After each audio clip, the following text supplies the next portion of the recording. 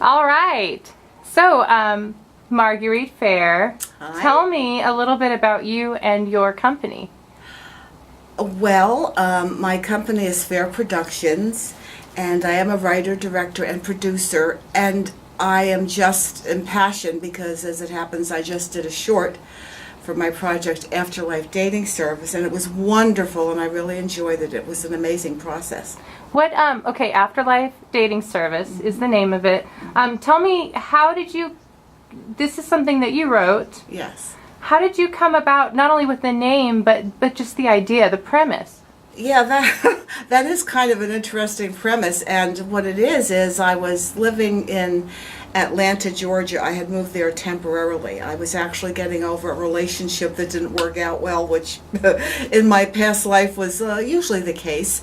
So what I did, there was a beautiful cemetery there, and I would go there to work through my process and think and plan about how I can improve myself and get over this relationship. And all of a sudden I realized I would park in front of this wonderful above-ground mausoleum.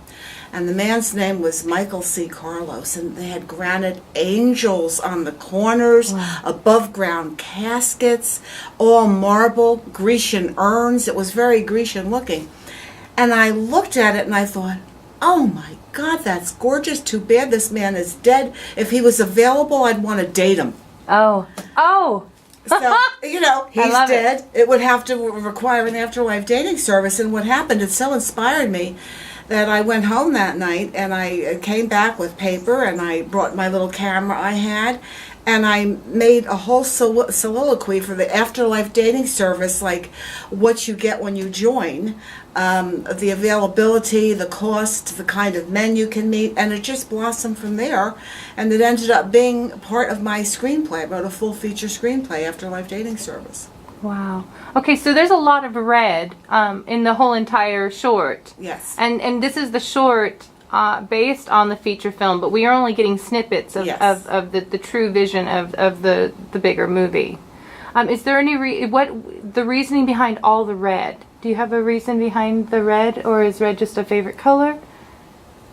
I just feel that it's aesthetically pleasing. I always have loved the color red, and a dash of it in any room will make a statement, but I thought because this is so much about the afterlife and about love, and I always think of red when I think of love, and it's a very passionate color. Oh, so my theme in the movie, the sets that were designed, are actually red and black. So that's the reason. And it comes out really good on film. This was filmed digitally, and when you're using digital film, it really picks up colors like that. So it just seemed to work out well, and the actors also were wearing black and red, so it just creates a very nice visual image, and it's just about passion. No, that's great. So you wrote the feature, and then you wrote the short, and in the vision that you initially had, did you actually, after seeing the movie, did you go, wow, this is exactly what I saw? Or are there parts of it where you're like, oh, that's bigger than I expected that to be? That very much happened because this whole process, which for me, it's my first time being a director of photography on a project, and it exceeded my expectations. And I just knew, because I have a strong faith in God, and I just knew God's my partner. God is actually my executive producer in everything I do. So I knew going in it was going to be wonderful. But after I saw it, I was just amazed, because it was like my vision was so much bigger than even I thought. It was better than I thought it would be. And I do have a couple of things, because this is going into film festivals, and I do have a couple of things I plan on tweaking next week. But I'm just completely, it was just divinely inspired and a wonderful process. Is there a specific director, maybe a movie or a writer that has been the strongest influence, or multiple? I mean, one would be great, but are there? Well, there are two that come to mind right away. And I'll say them first, because then you can remember if I forget the second one. The writer would be Stephen King, and the director would be Quentin Tarantino. Oh, okay. And Stephen King, because I got lost in his work years ago. He's a fantastic writer. It's about the truth. It's about people, relationships, right versus wrong, good versus evil, and that's usually in the end good triumphs, which is the way I love to see it go. So he's an amazing writer. And Quentin Tarantino, because again, his work is known to be violent, but his work is very true. Mm-hmm. His work is very real. He's writing about what he knows, and each one of his scenes is like a movie in itself, and it captivates you. And I remember Pulp Fiction was the first one I saw that I really said, holy cow, but he's a tremendous director. He brings to it what needs to be brought to it. And I very much respect that. I think he's amazing. Yeah, they both are really good at world building. Yes. So whatever world it is that their Yes. film is in, they're able, the detail that goes into it. So that's, and they that's make it interesting. seem effortless, even Yes. though it's that takes talent, and that's what they do. They're bringing this and making you believe their world. Absolutely. Wow, that's wonderful. Is there, can you give me one funny moment from, because this is your first director of photography position, directing and being the director of photography. Yes. Can you think of one moment when you were in the midst of it and it was funny, but then it was also that moment where you're like, this is exactly what I want to do. This is exactly where I'm supposed to be today at this moment. Yeah, I think when we were in here filming the actual, we're sitting in the setting of the where the seance happens, and when I was filming this, and this was the big one that I said, oh wow, let's see, how is this going to go? Because you talk about creating a world. I created another world in here. This is like the afterlife dating service. It's a seance, and you have to be able to have the belief that this can really happen. And when I saw it being performed, and I was even on the pillow on the floor, and I got the idea about being down and filming them up when she leaves her body, and that wasn't something I consciously did. It was part of just the process, because when you do a project, you just become part of the process. I don't know where that came from. I think that was God's direction. And I said, oh my God, this is really happening. This is really working. And the lighting, you know, being the director of photography, you have to think, how is the lighting? But I did a lot of test runs beforehand. And the sound was good, the lighting was good, and I'm just, yeah, so I realized then when this was coming out that it was working. That's amazing. That it was working.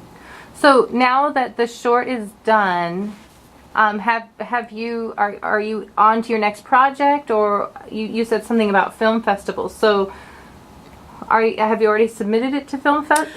I am in we had a wrap party, and for that we had a rough cut of the movie, which is about 15 minutes. So I want to get that down to probably 10 minutes, and there's some little tweaking I have to do, but that is what I will be taking to the film festivals, and I've been making lists of them, and I'm probably going to start locally and start submitting them at the end of this year and beginning of next year, just as many as I can possibly get into to promote it, to show it, because I do have the feature screenplay that I'd like to get a production company interested in possibly taking on as a project. And also I'm working on another screenplay, and what I plan on doing with that is producing my first feature film. Amazing. So that's kind of like all under wraps right now, because I'm in the process of writing it, and that's something I kind of keep quiet until it's written and copyrighted. I'm sure you get my drift. But it's a two-person drama mainly, so that it will be budget friendly, and it's an amazing story. So there'll be more information about that to follow. Be my Facebook friend, Marguerite Fair, on Facebook, and I share my information on that on Twitter with so if you want to keep up with me, that's a good place to do it, Facebook or Twitter. Wonderful. Okay, is there anything else that you'd like to share with us? We've talked about the short. What about each of the people in? Can you just share a little bit about each person and what character they played? Yes, the characters. Oh God, the actors were so good. Cal Bartlett played the main character of the male main character, who was oh my God, I'm getting excited about my own characters, Pete Moss. And Audrey Mitchell was Robin Moss, and she had the lead female. She was the lead female, and she's the psychic, and she's got a really not too great relationship with her dad. So they're even though it's a 10-minute short, there's character development, and there's also her boss. She gets fired from a very nice actor named David Longario. And he fires her, so it opens up with her getting fired from her old job, so she creates the Afterlife dating service. But he was very strong in being a mean boss. And I think we've all had a mean boss, and he really portrayed it. He really did a good job on it, and it was a very strong way to open the film. And we also have Melanie Van Sel, and she was the person who came in and looking for an afterlife date. And she was very funny and very convincing, and really, you do believe that this woman finds her date, and you have to find out what happens to her by seeing the movie. And Michael Tatlock, who is an amazing talent, played two parts. He played Tony Evans and George. Tony Evans being the love interest for Robin, and George being the love interest for Martha, who is Melanie, the woman who meets her afterlife date. And then also we have Virginia Redler, and she was Robin's mom. And there's a very funny scene in there involving food around these two women, so we'll leave that up to your imagination as well. And so it was a really, and the very, very, who turned out to be completely humorous is Cheyenne Aderon. I'm hoping I pronounce his name correctly. If I don't, please forgive me. But he is so funny. He plays David Neal, who is the best friend to Pete Moss. And he is a Mensa mentality. And all I can say is he has a fake cat that he considers to be real. And he's tremendously funny. And he adds a flavor to the movie that I didn't even anticipate, even before he says anything. When he makes an entrance, you know you're in for a good time. I love the sound effects. Watching the rough cut at your house, and I was laughing at the it's a stuffed cat, but the sound effects are hilarious. And is there any reason you didn't use a real cat, or were you really going for the stuffed cat? Well, just that odd. We actually were going for a real cat, and I have to give credit to Mushy out there. Mushy was a beautiful white long-haired cat with green eyes that we wanted to use. But when we had rehearsal, she just wasn't actor friendly. She was more of a model than an actor, and we needed her to jump on the table, and she kept jumping off.